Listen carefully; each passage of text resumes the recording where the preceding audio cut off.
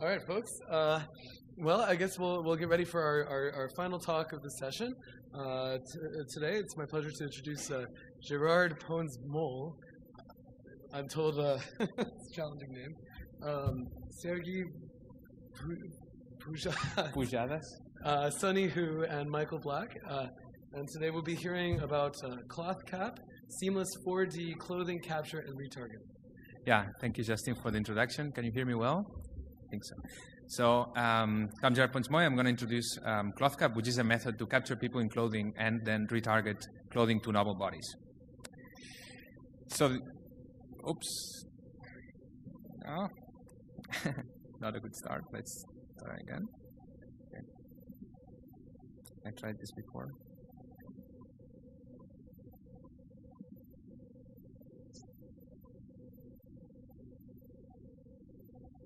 Okay, that's interesting. That's exactly what you don't want to happen in a talk, but sometimes it could happen. I tried it before and this didn't happen, but let's try again. Okay, yeah, sorry, apologies for this. So the realistic simulation animation of clothing on arbitrary bodies is a hard problem, and it's challenging. So what we're showing here is a 3D sequence of scans, which we call a 4D scan. And as you can see, the cloth wrinkles and folds and interacts with the body in very complex ways. Modeling all these pieces together is a very hard problem. In this work, what we do is we shift the focus from simulation to garment capture. Our main contribution is a method that segments the scans in the sequence, track the garments over time, estimates the body shape and pose, and relates the garments to the body shape underneath. On the left, what you can see is our ClothCap estimation result. On the middle, you can see the garments that we capture, and on the right, you can see the estimated body shape and pose. One of the cool things of ClothCap is that because we use separate meshes to track each of the garment pieces and the body shape, it's very easy to retarget. So now, given a novel shape, we can compute displacements in the source subject between the shape of the source subject and the garment, and apply these displacements to visualize an animation of the clothing on a novel body. So notice the retargeted result on the right. The traditional approach is 2D garment design, and then one animator has to edit this 2D garment, and then one has to place this garment on the body, find the physical parameters, and then produce a simulation and tweak the parameters until one achieves the desired animation. And this is tedious, labor-intensive, and one requires to have expertise to do this efficiently. So there's some interesting works at SIGGRAPH to try to automatize this process. So, for example, like Bertuzos et al., they try to make it more automatic, or in Bartley et al., they provide tools to edit the garment in 3D directly. But still, one needs to this manual intervention step, and one has to find the physical parameters, so this is still difficult. A body of work has focused on compiling physical simulation and then learning data-driven models from it. So typically, these take a sequence of poses and produce a cloth animation, and they are very fast. Another direction is to go into the physical direction, try to measure physical parameters from real data, for example, using a mechanical device like in Wang et al. And Miguel et al. Closer to our work is the work of Stoll et al., where they also estimate physical parameters but it's from a performance capture using a multi-view camera setup. So here what they can do is they can capture a subject and they can animate the same subject in the same clothing for novel motions, but they cannot retarget the clothing to other bodies because they use a single mesh to represent the body and the clothing. So we don't go in the physical direction, and we focus more on retargeting clothing to novel bodies. Of course, capturing clothing and people in clothing in 3D is not new. It's known usually as performance capture, and performance capture approaches usually they deform a free-form surface or a combination of a skeletal deformation and a free-form surface together. So there's a set of approaches that is shown here in the orange box that have focused on capturing clothing alone. So this is, for example, the approach of Bradley et al., where they capture a single garment at a time. And so we're inspired by this work, but we go beyond because we capture all the garments and the body shape all together. And as you will see, this has several advantages. Then there's approaches that are related, but they focus on different applications, as, for example, Chen et al., that they turn this into classification problems. So they just recognize the clothing items, and then they retrieve similar examples from a 3D shape data set. And then the approach of Roche et al., they focus on a different application, which is augmentation of video. So they project virtual garments onto the video to produce this augmentation. So most performance capture approaches, they use a single surface to represent the body and the clothing at once. And this has like severe limitations. So I'm showing here the scan on the left and tracking the body and the clothing using a single surface. And notice that at the part where there's a disocclusion, you're not tracking well the garment. And this is because you're not respecting the topology of the clothing, which is layered on top of the body. So what happens here is that you're seeing this labeled as t-shirt, and it should be probably labeled as belly or pants. In ClothCap, we address this limitation. So here on the left, you see the previous result using a single surface. And on the middle, you see the ClothCap result where we capture each of the garment pieces separately and the visible skin part. So notice that we can track much better the garment motion. On the right, you can see the garment tracked with the body underneath. So you can see how the body appears as there is a disocclusion. This would not be possible tracking with a single surface. So let me tell you how we do this. So this is a quick overview. So the input is a sequence of scans, and then also we require what we call garment priors. This is a very rough prior that tells us more or less where the garment should lie on the body. Because we want to transfer this garment information onto the scans, we need to register this body template onto the scan. So that's why we need to perform a single mesh registration. And then this helps us to perform scan segmentation. And once we have the segmented scans, we can do what we call multi-part registration, which is what is the final result of ClothCap. So on the left, you can see the input. This is input to our method, and the other two steps are fully automatic. Let me start with explaining how we do segmentation. So if you've worked on segmentation, you know this is a hard problem. So here I'm showing a segmentation using appearance only, so color information alone. And you can see that there's obvious mislabels here, and this happens for all the subjects. So why does this happen? Well, because there's shadows, there's illumination, there's noise and missing data, and even though the 40 scans are rich data because they are in 3D plus time, it's still hard to segment everything perfectly. However, when we look at the errors, we immediately can spot that there's something wrong there. So for example, like you can see shoulder parts labeled as pants, and you can see leg parts labeled as t-shirt. So we know immediately that this cannot be, right? So humans, we're very good at spotting these mistakes. And we would like to incorporate this kind of intuitive information into the segmentation process.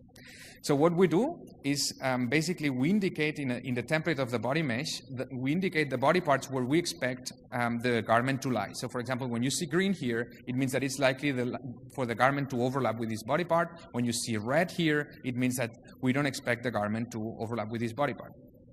Now, this is defined on the body. It's very easy, but how do we define it on each of the temporal scans? So what we would need to do is to register these templates to each of the scans, but non-rigid registration is a hard problem. And that's why we regularize the optimization using a statistical body model. As a statistical body model, we use the simple body model, which is available for research purposes, and is a model that was presented at SIGGRAPH Asia 2015, and it generalizes to novel shapes and novel motions. Now, simple is designed to capture the statistics of undressed people, and we want to capture people in clothing, but it's still very useful as a regularizer for performing non-rigid registration. So let me tell you how we do this non-rigid registration. We start with a scan, here shown on the left. Please ignore this image. And what we do is we optimize the model parameters, so the pose and shape, in order to explain the data. And at the end, we also optimize the vertices to capture also the clothing. So notice how at the end, like we're capturing also the clothing. So what we do is we take one scan and we deform the simple body model to explain a given scan, and we obtain a cloth template. So you can think of the cloth template as the simple body model, but where we've replaced the mean shape and dress by a cloth shape. And then we register this cloth shape to each of the scans, obtaining single mesh registrations. This way, all the scans for a given subject are registered to the same template. And remember that we are doing this because we want to transfer this semantic information about the garments. So we can define this on the simple body model, and because this is in corresponds with the single mesh registrations, it's trivial to do the following, right? Like transfer this information onto the registrations. And what we're going to do now is to exploit these two sets of informations. So what we're going to do is to perform the segmentation on the registrations themselves. So the registrations will define a graph, which is defined by the triangulation of the template, and we're going to solve an MRF there. And as MRF terms, we're going to exploit color information and the garment prior information. So let me define here the variable VI, which is defined for every node in the registration. And this VI is a discrete variable that can take values skin, pants, or t-shirt for the purposes of this explanation. And then we have a cost function for all the nodes, for all the registration, that is composed of three terms. The first term is a color term. This measures the likelihood of a given node taking a particular label. And for this, we build like very simple mixture of Gaussian appearance models for each garment part and the visible skin. And then we have the prior term. So for example, if VI would be labeled as skin, we go and look up in the t-shirt prior. And if it lands on the green part, you would get a reward here for the cost function. If it lands on the red part, you have to pay a penalty. And then finally, we have the typical pairwise term that enforces neighboring nodes to have similar labels. So we do this for all the scans in a sequence, or for all the registrations in a sequence. And what we can obtain is the segmentations. And remember, because the registrations are in correspondence with the scans, we can transfer these segmentations onto the scans. And at this point, all we're interested in is the scan segmentations, and we don't care about the registrations that we computed so far. So let me tell you as a motivating example how this segmentation works. The scan is shown on the left, and on the right you can see the segmentation. Notice how the t-shirt, which is shown in green, and the pants in red is correctly labeled. Notice how we also label correctly the belly, which is being disoccluded by the t-shirt during the sequence. And we indicate the boundaries of the clothing in white, which we will be using for subsequent registration.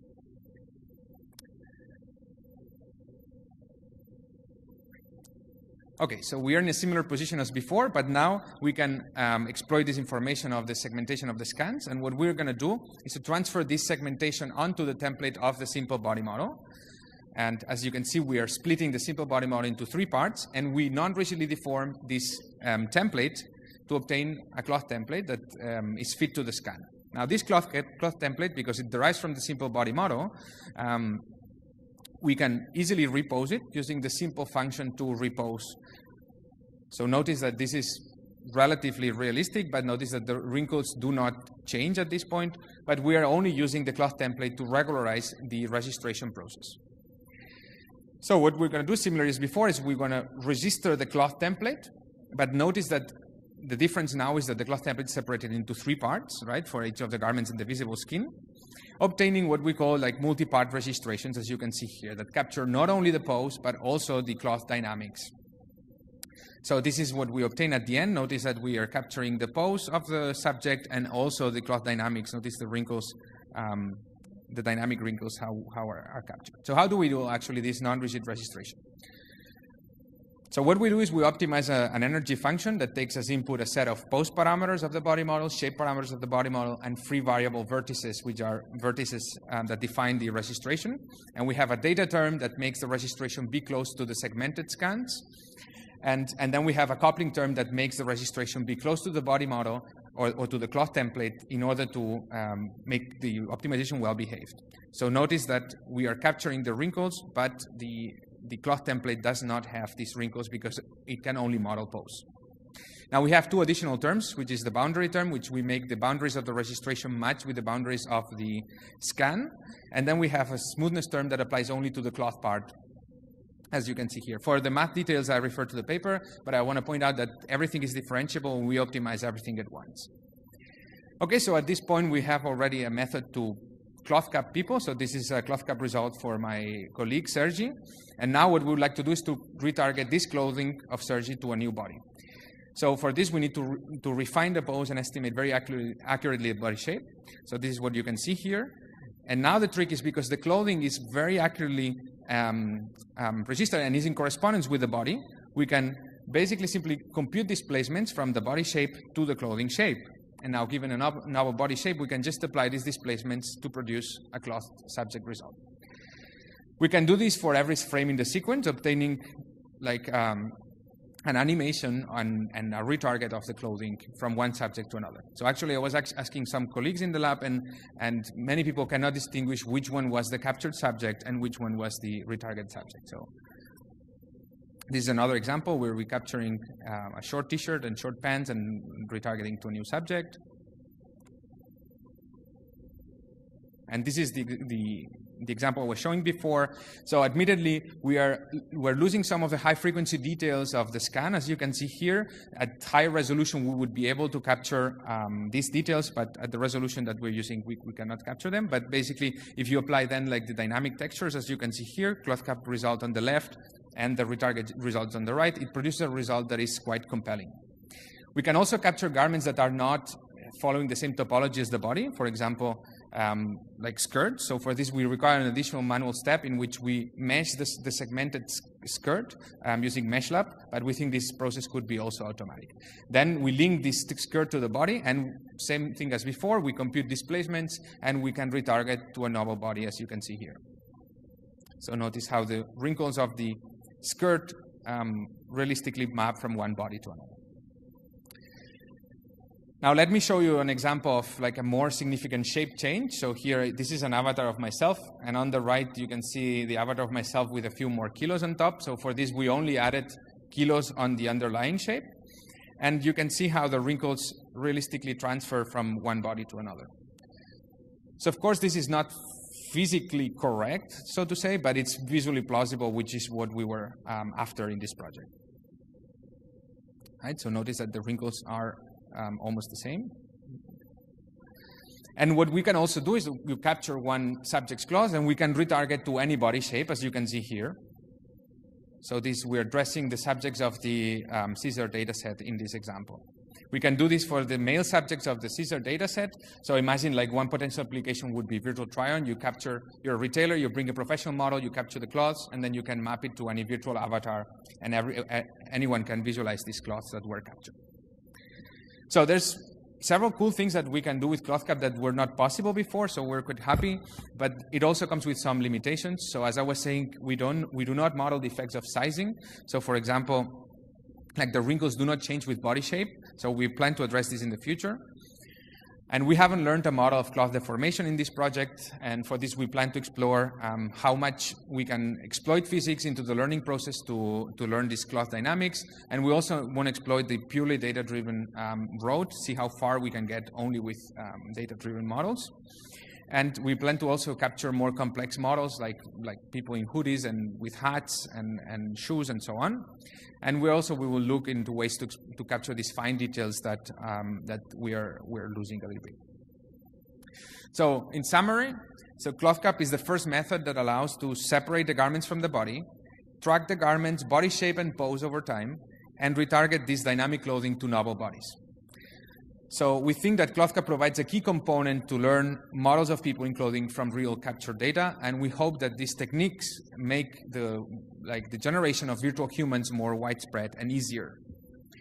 So let me point you to some data and projects. So the ClothCap project website is shown here, where you can find video and other materials.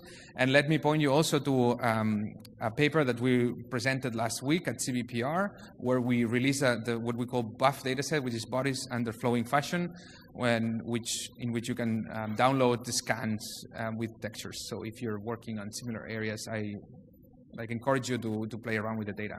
And then I would also like to acknowledge all the people that made this project possible, and now I'll be happy to answer any questions. Thank you.